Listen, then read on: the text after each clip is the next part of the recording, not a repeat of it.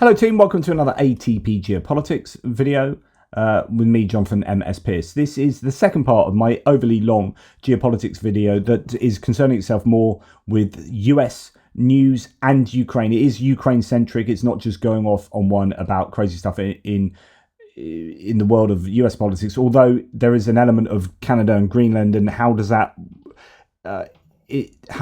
relate to Ukraine and global security, and what the intentions there, and should the US be concentrating on Russia in Ukraine rather than the Russian threat in the Arctic Circle, etc., etc. So it will go off slightly, but remain relevant to Ukraine. Anyway, this is what I said in the second half of what was an entire video.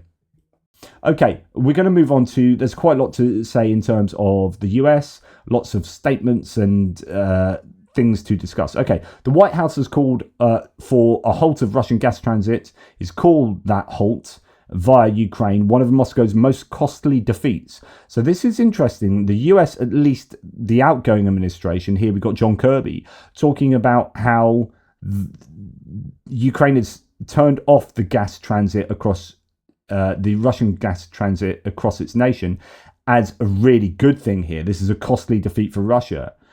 So that's giving the validation to that decision by the US. Ukraine's move will deprive Russia of about 6.5 billion dollars in annual revenue from gas sales to Europe, according to John Kirby. And after the White House announced that US President Joe Biden has cancelled his Rome trip to coordinate the Los Angeles fire response, US Secretary of State Antony Blinken, just to keep him in the loop, will be going to Rome as part of an ongoing Europe trip, which is interesting because, as we've heard, Zelensky's in Rome as well, so I'm sure there's a conversation that keeps going on. Ex-FBI informant accused of lying about Biden's family ties to Ukrainian business has been jailed for 6 years. California court sentenced former FBI informant Alexander Smirnov, who falsely accused the Biden family of taking a bribe from a Ukrainian business, to 6 years in prison. So this is the whole Burisma, Hunter Biden, laptop, blah, blah, blah. A court has found this guy guilty of lying, and I would really like a lot of Republican senators and representatives and spokespeople and news anchors to come out and say, yeah, sorry about that. Turns out most of it was BS. Is that ever going to happen? No. So there's no contrition in these very public roles, unfortunately. But I think this is absolutely brilliant that that some kind of truth has finally outed concerning the disinformation that has been spread in this context. And everything these days just seems to be a fight over the information spaces, whatever the news story is.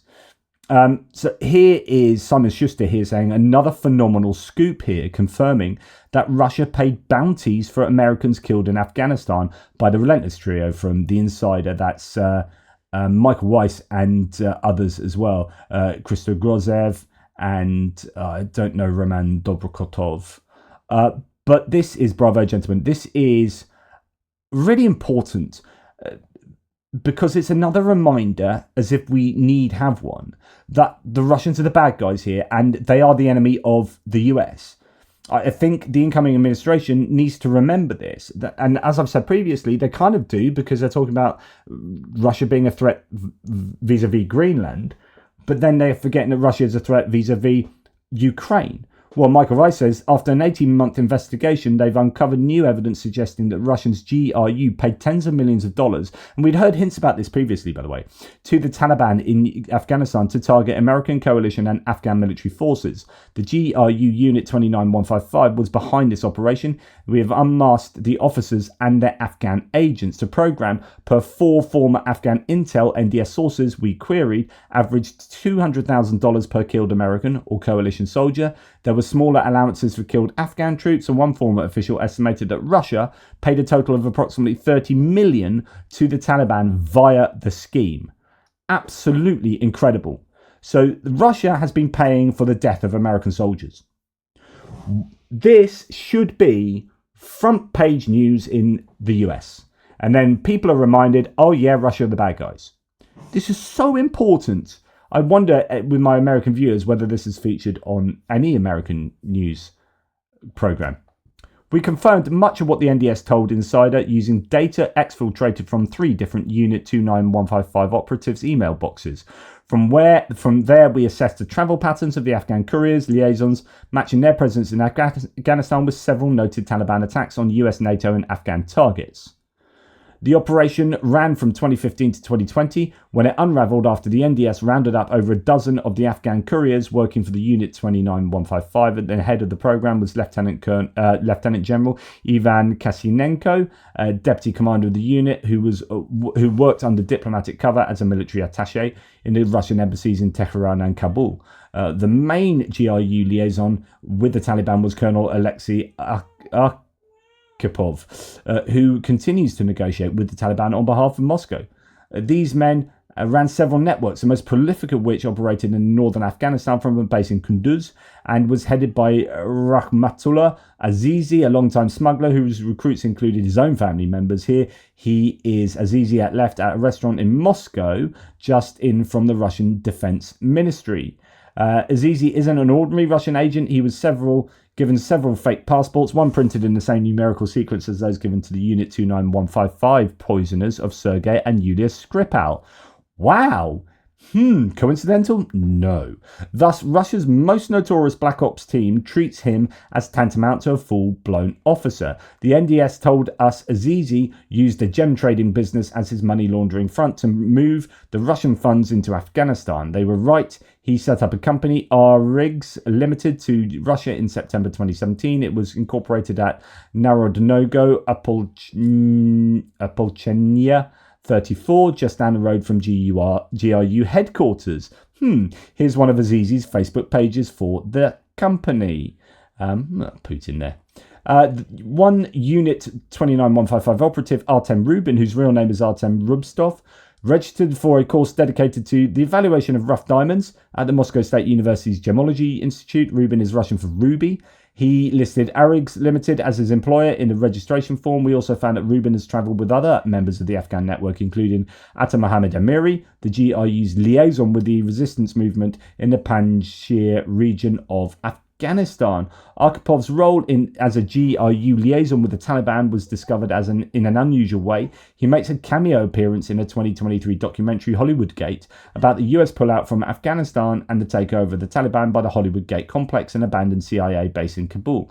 Clad in dark glasses, Arkhipov is featured as one of the many Russian dignitaries attending a 2022 military parade in 2022 in Tehran, held to commemorate the first anniversary of the Taliban's return to power in Kabul. The existence of the GRU program to bleed Americans in Afghanistan was first reported by the New York Times, that's what I remember, which couched it as bounties, according to Douglas Landon, a former CIA head of CT for South Asia, as the program was far more strategic and ambitious to drive the US out of Afghanistan and the rest of Central Asia. We learned that Unit 29155 was using its forward operating base in Tajikistan as Russia's largest military facility outside of Russian Federation borders, the 201st military base in Dushanbe. This tracks with what General John Nicholson, the commander of US forces in Afghanistan, said in 2018 about Russian weapons flows to the Taliban emanating from Tajikistan. The GRU has a long history of operating in Afghanistan, going back to the 1920s, and of course the prospect of paying back the US for what the CIA did to Soviet occupiers in the 1980s would hardly need selling to either the Kremlin or the Aquarium. We interviewed half a dozen former CIA officers for this story, all familiar with the Unit 29155 payments program, but not necessarily the data and identities we uncovered. The NDS didn't know the half of it either, our Afghan sources said. Whereas everyone now, Azizi's family was exfiltrated to different countries, including Russia and India. Some are now in Europe, posing as asylum seekers in Germany, per our partner Der Spiegel.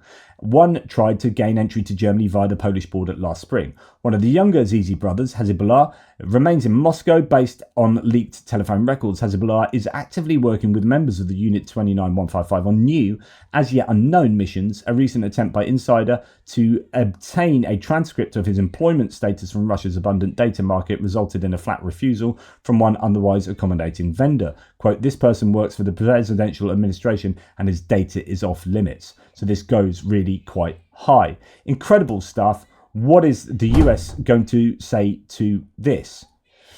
Anton Gerashchenko says, of course, it will be up to international investigators to determine what really happened, but this journalist investigation is a worthwhile read, and we've kind of gone through that.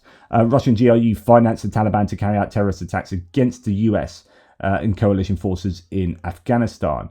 And then he goes and talks about that thread himself. Just pretty incredible stuff there.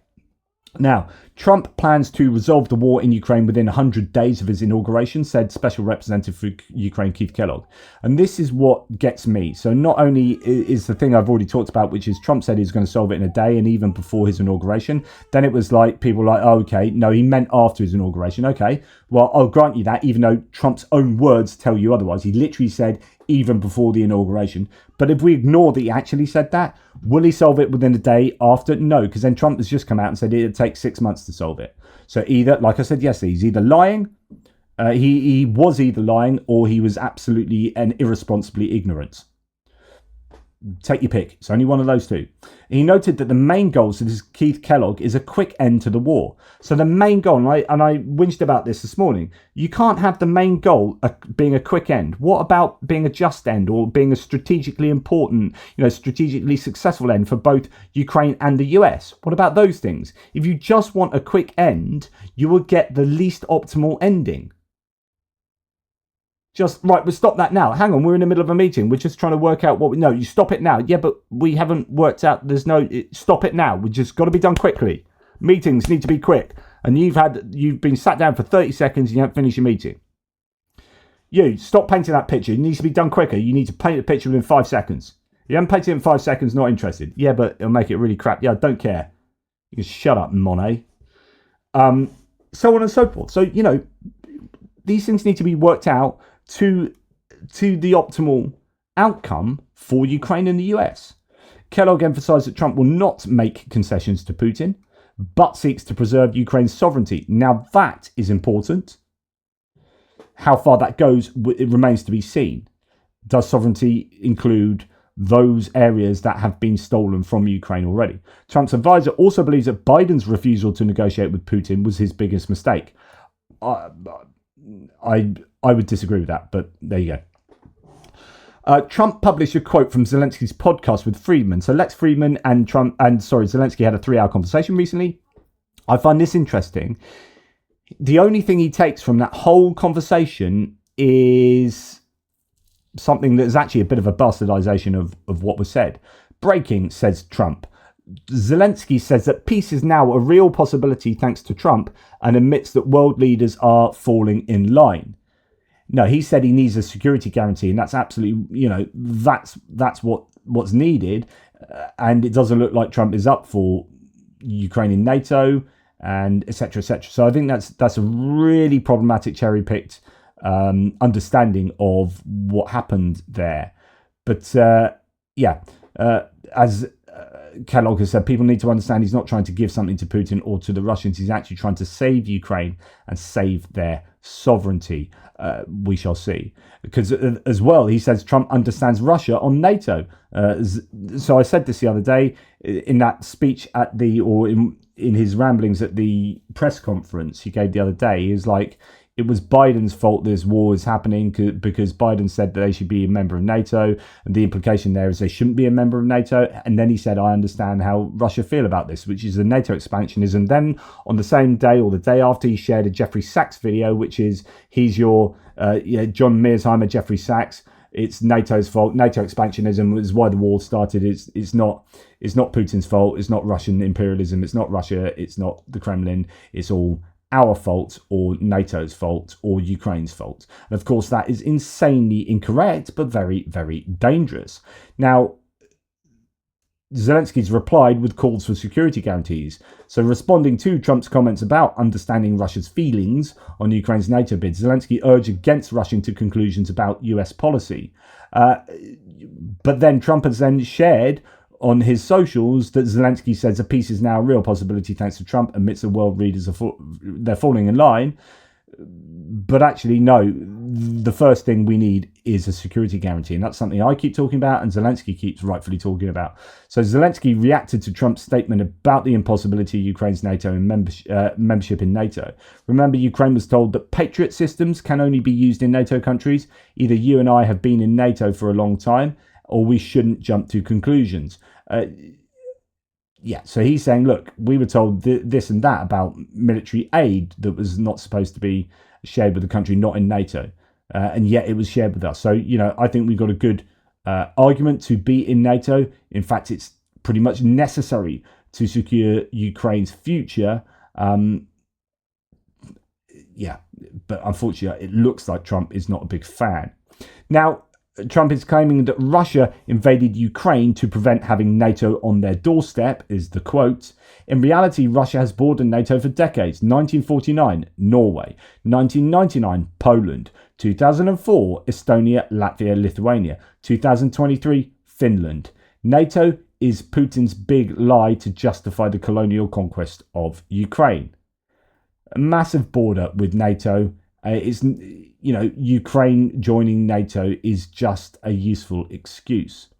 Now, to go sideways here a bit, unfortunately, it looks like Ukraine is just the fall guy for everyone on the MAGA right in America, Donald Trump Jr. Oh, look, of course, the LA Fire Department donated a bunch of their supplies to Ukraine. As John Lefebvre here claims, and the LA Fire Department sent surplus equipment to Ukraine. Surplus. And probably old equipment as well. But now they're claiming, I think the insinuation is that had they not done that, they would have put out all these fires. I don't think so, because those fires were mental. And it was a lack of water because there isn't enough water because they used up all the water trying to put the fires out. Incredible fires. And then people, I think, well, at least there are claims that others have tried to set fire to places on purpose as well. But this idea, and Constantine says it really well, everything that happens is Ukraine's fault. Elon Musk, but what about California? Talking about how the US aid funded 16 Ukrainian fire departments with protective gear, motor pumps, etc., etc. Really frustrating. Now, as with the hurricane, Russian disinformation and American, MAGA disinformation spreads like wildfire. Pun wasn't intended, but sadly fits. As Brian Krasenstein says, after millions of views spreading lies about the Palisades, firefighters lacking water because of regulations, the boring truth comes late like usual and won't be shared, but here it is. And it's the reservoirs had the necessary amount of water, they had the usual amount of water. Fire tanks were fully stocked before the fire, but that surge of what was needed, unprecedented fire, blah, blah, blah, they needed more water and they ran out of water. And it wasn't because of X, Y, Z. And it wasn't because of Gavin Newsom. If anything, they were federal laws or federal acts that meant X, Y, and Z. So you can go and read all of that. It's not so specific to Ukraine, but it is interesting that every natural disaster that comes about in the US or every crisis, it's somehow Ukraine's fault. It's linked to Ukraine by those who want to link it to Ukraine. And that tells you everything you need to know about Donald Trump Jr., about Elon Musk. And these people, whether you like it or not, and even though they're unelected, are either at the centre of government or adjacent. And it's deeply worrying. And you look at footage like this, and you're like, this is a hurricane of fire.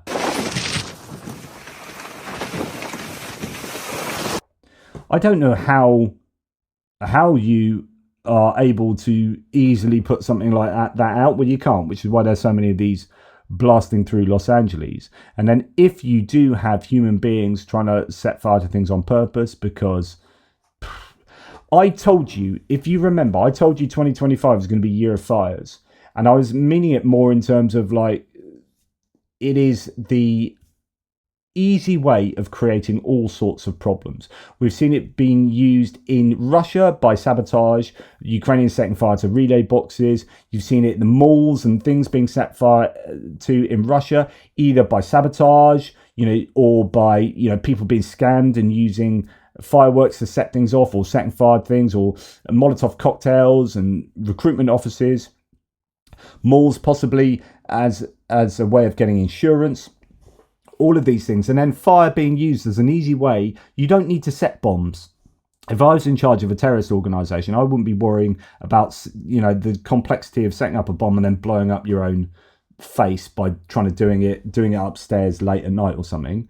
No, we don't need to set bombs to blow up stuff. We just set things on fire. And sadly enough, I think fire is going to be used as a tool, but also it is, because of climate change, is going to be something that I think we see more often. The wildfires in Australia, I've written articles on them over the last 5 years, that they are reflective of worsening conditions that unfortunately facilitate large fires like this. So I think mixing easy terrorism and sabotage with natural disasters, you are going to have fires, a lot more fires. I do predict. I just think that they are cheap and easy ways to completely destroy big things and expensive things. Trump and MAGA are screaming right now, but the United States, says Jake Bro, needs to annex Greenland to protect our security in the Arctic. I'm sorry, protection from whom? If MAGA believes Russia is a security threat, then Ukraine is our most important ally and we should be supporting them. And this is the point I was making earlier. Jake Bro says it so well there. America's case for Greenland is key to US national security in the Arctic, says an opinion piece by Matthew Shoemaker in The Hill. Well, if that is true, then, who's in the Arctic? Well, it's only Russia and Canada and Greenland and the US, right? Nordic countries as well. But essentially, who are your threats? Well, it's only Russia. So therefore, any problems you have, any concerns you have about security in the Arctic is a concern of Russia. Well, then Ukraine. That double standard, like ignoring Ukraine or thinking Ukraine is someone else's problem, when it's the best way of dealing with the threat of Russia, rather than invading Greenland. Greenland also has, outside of the security elements, has an abundance of rare earth metals that Elon Musk wants, which is therefore unsurprising that we see the people of Greenland, says Elon Musk, should decide their future, and I think they want to be part of America. It turns out they don't, at least at the moment, at least from a kind of popular opinion point of view. I do wonder that if the US was to say, we'll give you all £1 million, whether actually they go, I don't really want to be part of America, but I'll take that £1 million and I can go and live in many other places that I maybe wasn't able to previously. Or 2 million or 5 million, right? America could probably easily afford to buy those people out. If Denmark say, look, this is up to the Greenlanders to decide, then everyone has a price. It's like indecent proposal or something. The indecent proposal to the Greenlanders is, can we own your country rather than you? And you're like, no, you can't. This is my country. It's free. Here's $5 million. It is my. Life is quite difficult, and I'm just a simple fisherman. And I'll take $5 million, thanks. Greenland is known to have significant deposits of rare earth metals, which are essential for various industries, including those related to electric vehicles, batteries, and renewable energy, areas that are relevant to Elon Musk's businesses, particularly Tesla and SpaceX. However, while there are resources available, the extraction of these metals is still a developing process, and geopolitical and environmental factors also play a role in whether or not these resources are fully exploited. I would wager that Donald Trump doesn't give one half of a crap about environmental factors.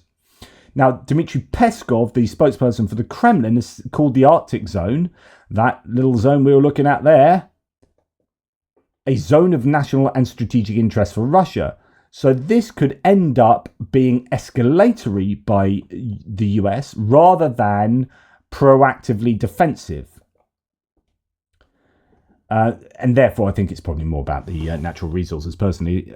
As I mentioned earlier, Darth Putin said of Trump's phrases concerning these leaders. Xi Jinping, my good friend, said Trump.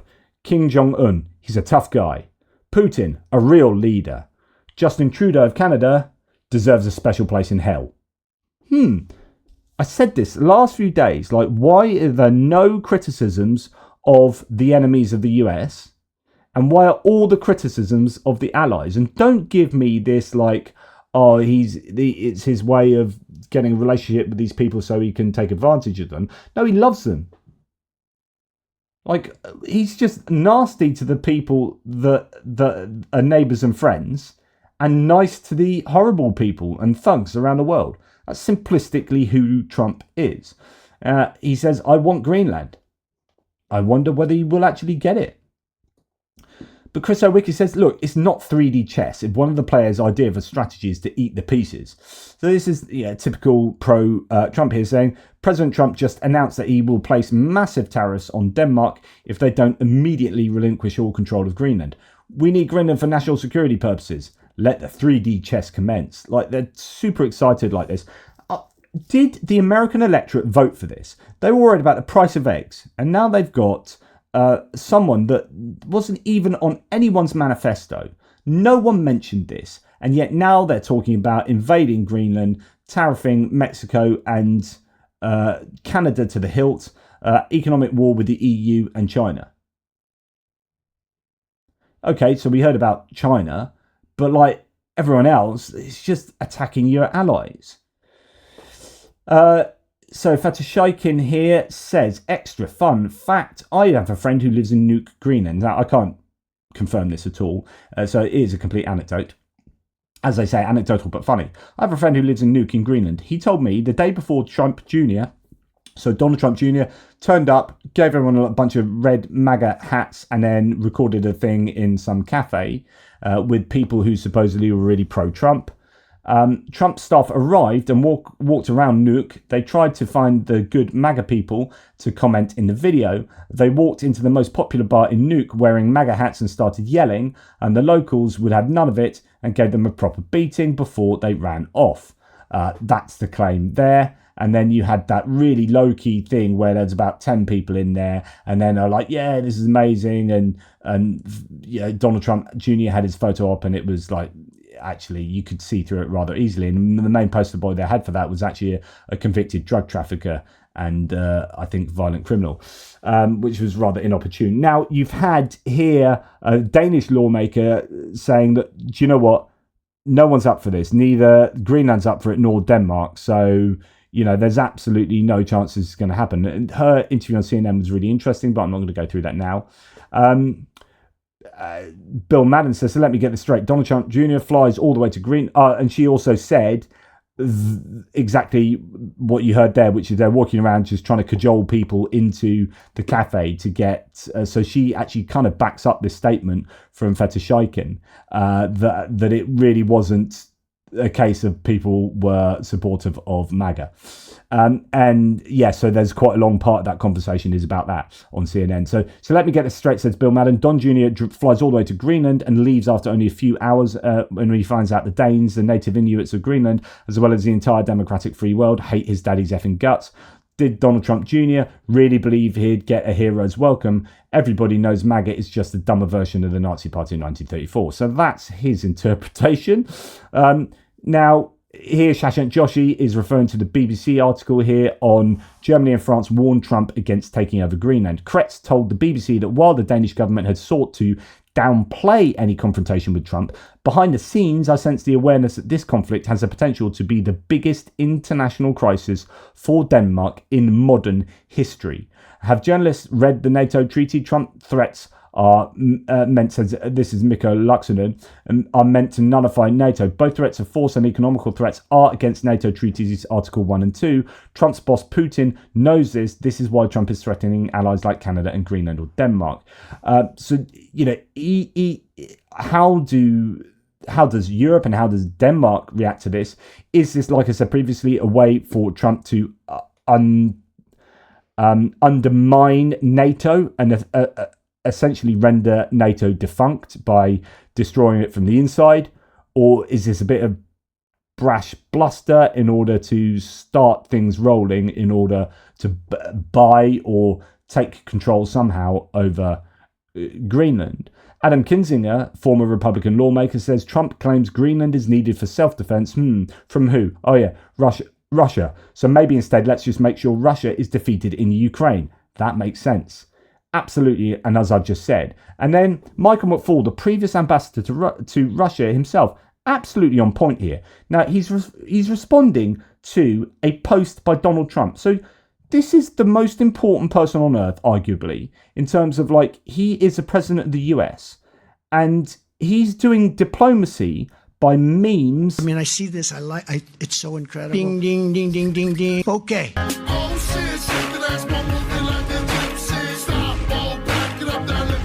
So there is ding, ding, ding, ding, ding, and Gulf of America instead of Gulf of Mexico. And Michael McFaul says, look, and I absolutely agree with this. He says, we have real major threats to American national security now from China, Russia, Iran, North Korea, terrorists, etc. We need strong, serious leadership to defend American national interests. Clowning around about renaming some Gulf or invading our allies is the opposite of that.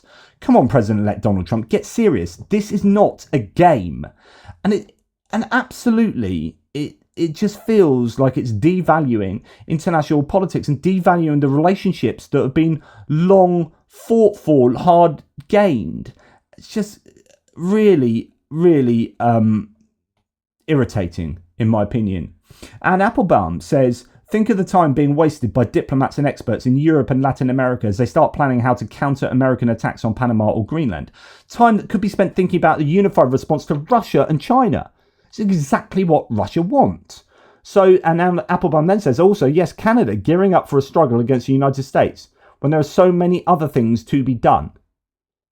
Now, Timothy Snyder, the historian of Ukraine, among other places, says the way Trump Jr., Tommy Tuberville and Sean Hannity are talking about Greenland, Mexico, Panama and Canada actually plagiarizes Putin in 2013 before the first invasion of Ukraine. All this stuff about borders not mattering. So he's talked about artificial borders, didn't he, etc. Borders not mattering. People secretly wanting to be ruled by us. The unreality of their countries is not very American, not even MAGA, but it is very Kremlin. At the very least, Trump is giving Putin cover for Russia's war of aggression. So even if he's not trying to copy Russia or you know, whatever you might say about Greenland and Canada, etc., it's also giving cover for Russia to do what it's doing and continue doing that. It is giving permission to do that by recycling Putin's arguments against our own neighbours. It's very likely Trump is planning to distract us by his pretend victories in hypothetical wars from his real plan to lose the real war in Ukraine. I'll be happy to be wrong. Let me know what you think. And meanwhile in Russia, and this is what you have to pay attention to, state TV has enjoyed Trump's statements. So the propagandists in Russia are loving what Trump is saying. And when the propagandists love what Trump is saying, he's probably saying the wrong things. He's saying the things that Russia likes. Blaming the US for Putin's invasion of Ukraine and stating that he understands Russia's feelings. Imagine coming into government and blaming your own country for a war in a foreign land. It's just, what an own goal. It's absolutely irresponsible. Absolutely irresponsible. Chancellor of Germany having to explain to an American president why borders can't be changed by force. So now the Bundeskanzler, the Chancellor of Germany, Olaf Scholz, says borders must not be moved by force. This principle applies to every country, whether in the East or the West. In talks with our European partners, there is an uneasiness regarding recent statements from the US. It is clear we must stand together. But he's also said, don't feed the troll about Elon Musk. And there are some saying actually Olaf Scholz needs to stand up to Elon Musk. There needs to be a standing up to these, particularly Elon Musk, I'd say more than Donald Trump, because Elon Musk is an unelected oligarch.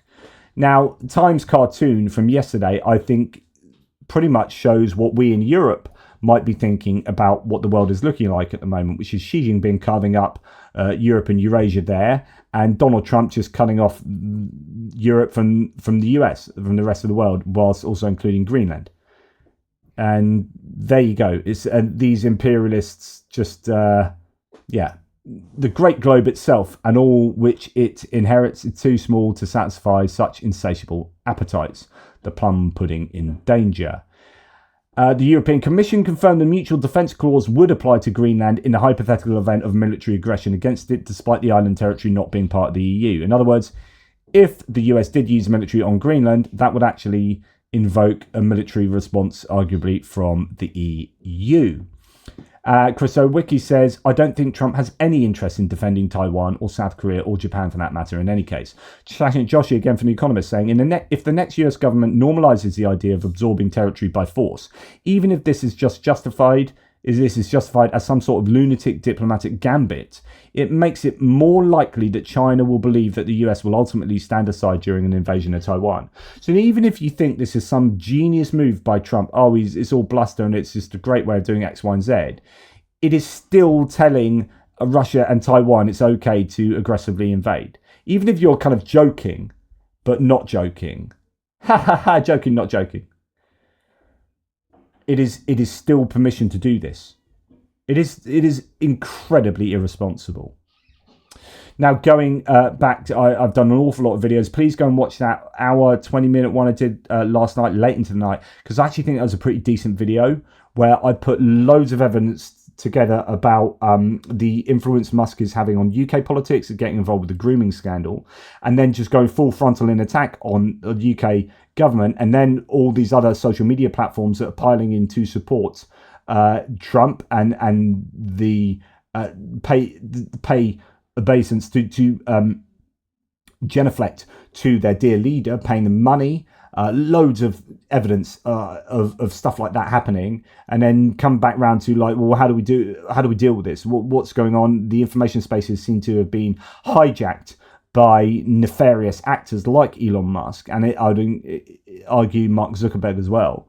And the world is going in the wrong direction, and you've got these bonkers claims from Trump about Greenland and Canada, and that's being supported by Elon Musk and Trump. And all the Trump acolytes and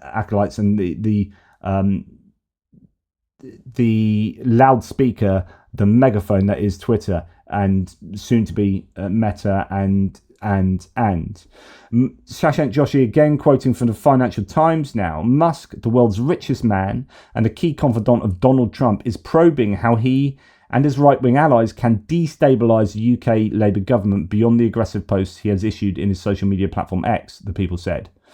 Musk has sought information about whether it might be possible to build support for alternative British political movements, notably the right-wing populist Reform UK Party, to force a change of Prime Minister before the next election, according to associates. In other words, Musk is trying to not just destabilise the UK on purpose, he is trying to get our Prime Minister to resign before the next election in order that someone else can be put in his place that's more amenable to Elon Musk's desires. This is Bond villainy. I always watch Bond films thinking these are fantastically escapist because they're never going to happen. You're never going to have someone stroking a white cat going, ha ha, I as a private individual will have this much power. I only ever thought state powers would be like that. And these were kind of dystopian futures that were never really, even the sci-fi films where these corporations were going to be more powerful than national state entities. Actually, no, we're there. We are there. Musk is that. So the Starlink satellites, he is your Bond villain. Right, and he is trying to destabilise governments. He is speaking to Alice Weidel today for the AfD. He is trying to destabilise the German government to get in right-wing populism. He's trying to destabilise the British government to get in right-wing populism. He's trying to destabilise every government he seems to interact with that doesn't have someone like a MAGA right-wing populist administration. So he's okay with Trump now because he put Trump in there. He put Trump in there. He wants to put AfD in power.